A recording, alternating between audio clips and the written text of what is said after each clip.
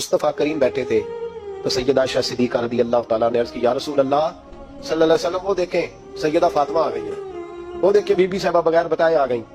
हज़रत फातिमा ज़हरा आई, हुजूर ने फरमाया फातिमा बगैर इत्तला के, हुजूर छोटा सा काम था, कैसे आई हो? तो बीबी साहबा ने ना, औरतों का पल्लू होता है ना चादर का, पल्लू खोला तो एक रोटी बंधी हुई थी, खोल के पेश की, बेटे ये क्या है? अब्बा जी कई दिनों से घर में रोटी नहीं पकी थी, आज अली कुछ जौन लाए थे, पीसे हैं, चंद रोटियां बनी हैं, तो बच्चों ने तो खा लिया, तो मेरे सामने भी एक रोटी आई थी, मैंने लुकमा तोड़ा है तो मुझे ख्याल आया पता नहीं मुस्तफा ने खाया है कि नहीं खाया, पता नहीं हुजूर ने रोटी खाई है कि नहीं, तो हुजूर मैं लेके हाजिर हो गई हूँ, मेहरबानी फरमाए। फरमाया बेटे बैठ जा। हजरत फातिमा भी बैठ गई। सैयदा आयशा कहती हुजूर भी बैठ गए। फरमाया फातिमा कितने दिनों से नहीं खाया? अर्ज की हुजूर 3 दिन से। फरमाया बेटे मैंने 5 दिन से नहीं खाया, आ जा।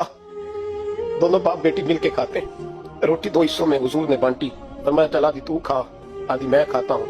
हजरत फातिमा ने लुकमा तोड़ के मेरा खत रो पड़ी, हुजूर 5 दिन से नहीं खाई। और मैं बेटे चुप कर, हमारा दुनिया से क्या ताल्लुक, एक पुल रह गया है, बस अल्लाह फिर जन्नत की सारी नेमतें